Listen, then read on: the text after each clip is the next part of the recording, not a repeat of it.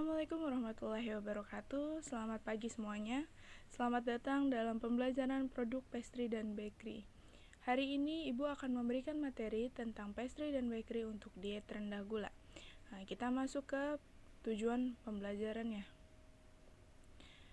Nah, untuk tujuan pembelajarannya, peserta didik diharapkan dapat menganalisis pengertian diet rendah gula, lalu dapat mengidentifikasi bahan pembuat kue dan roti untuk diet rendah gula, lalu dapat mengurai prosedur pembuatan kue dan roti untuk diet rendah gula, dapat mengurai manfaat produk pastry dan bakery untuk diet rendah gula, lalu dapat mempersiapkan alat pembuatan kue dan roti untuk diet rendah gula, dapat mempersiapkan bahan pembuat produk pastry dan bakery untuk diet rendah gula, lalu dapat membuat produk pastry dan bakery untuk diet rendah gula.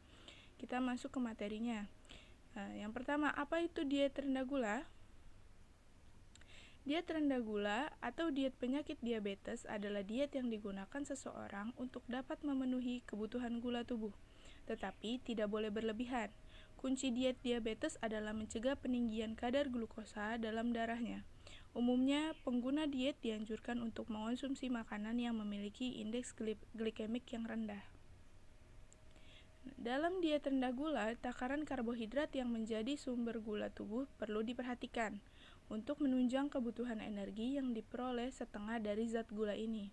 Penentuan jumlah kalori diet diabetes disesuaikan dengan status gizi penderita.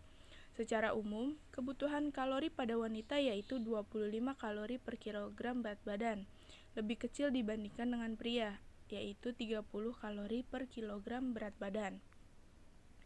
Nah, ini ada makanan yang tidak dianjurkan, dikurangi dan dihindari untuk diet rendah gula, yaitu makanan yang mengandung banyak gula sederhana seperti gula pasir, gula jawa, selai, buah-buahan yang diawetkan dengan gula, susu kental manis, minuman botol ringan, permen, dan lain-lain. Lalu, makanan yang mengandung banyak lemak seperti cake, makanan siap saji, goreng-gorengan. Nah, ada lagi yang mengandung banyak natrium seperti ikan asin, telur asin, makanan yang diawetkan. Lalu sayuran yang mengandung banyak karbohidrat dan protein tertentu seperti bayam, daun melinjo, daun pepaya, labu siam, daun luntas, jagung muda, dan lain-lain. Dan yang terakhir ada buah-buahan yang manis seperti durian, nangka, anggur, sawo, nanas, dan rambutan. Kita lanjut. Itu apa sih hubungannya bakery pastry dengan kesehatan? Lalu perlukah ada bahan alternatif atau substitusi untuk pastry dan bakery? Nah, stigma bahwa produk olahan bakery dan pastry memiliki kandungan tinggi gula, tinggi kalori, tinggi karbohidrat, lemak, dan sebagainya. Hal ini menuntut kita memilih bahan-bahan tertentu untuk mengolahnya. Nah, produk yang dihasilkan pada olahan pastry dan bakery memiliki kandungan tinggi gula, lemak, karbohidrat, dan kalori. Untuk itu, dapat menyebabkan masalah kesehatan seperti gizi lebih, obesitas, atau tidak diimbangi aktivitas fisik, dan resiko lain. Tentu dari sini perlu dilakukan kesadaran untuk hidup sehat. Selektif memilih bahan alternatif untuk bakery dan pastry, diimbangi dengan ragam protein, sayuran, serta buah-buahan. Ini adalah contoh buah-buahan yang bisa dijadikan sebagai pemanis. Nah, ini ada mixed nut yang kering, lalu ada apel, ada pisang, lalu ada kurma. Ada juga bahan pengganti gula, yaitu ada stevia, coconut nectar, madu, dan gula kelapa. Cara untuk mengurangi kandungan gula dalam kue. Yang pertama, ganti gula putih dengan pemanis buatan yang rendah kalori dan rendah gula. Misalnya, ganti setengah resep gula dengan sedikit pemanis sukralosa atau pemanis stevia. Lalu ganti gula dengan buah-buahan seperti pisang. Buah-buahan manis bisa menjadi dasar untuk memberi rasa manis menggantikan gula. Tambahkan juga buah yang asam seperti lemon. Asam bisa menurunkan indeks glikemik makanan, sehingga bisa menurunkan pengaruh makanan tersebut terhadap kadar gula darah.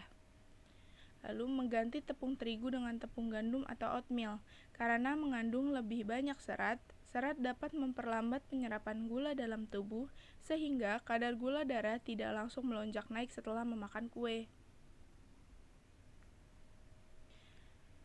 Mengolah makanan penutup untuk diet khusus pada prinsipnya adalah sama dengan hidangan penutup untuk giliran makanan pada umumnya. Semua hidangan dengan cita rasa manis dapat disajikan untuk makanan penutup, hanya saja pada diet khusus penggunaan bahan yang sedikit berbeda.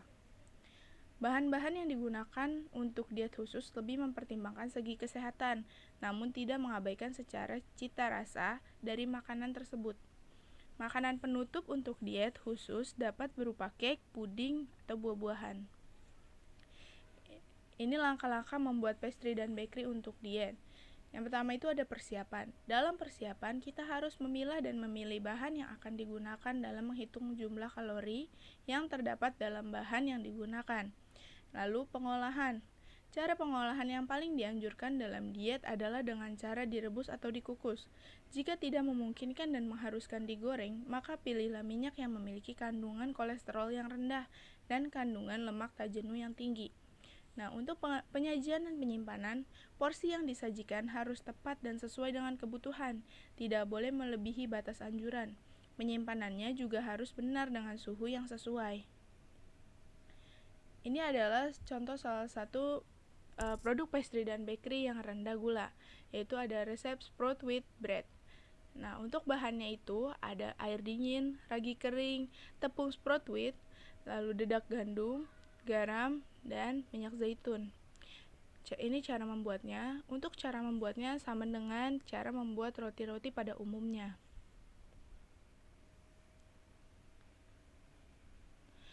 Ini tugas mandiri yang harus dikerjakan, yaitu tugasnya carilah resep hidangan pastry dan bakery lain untuk diet rendah gula. Kemudian, buatlah jobsis sesuai format yang telah ditentukan, yaitu resep, persiapan alat, daftar belanja, tertib kerja, dan foto. Tugas dikerjakan secara mandiri dan jangan ada yang copy paste satu sama lain. Terima kasih. Wassalamualaikum warahmatullahi wabarakatuh.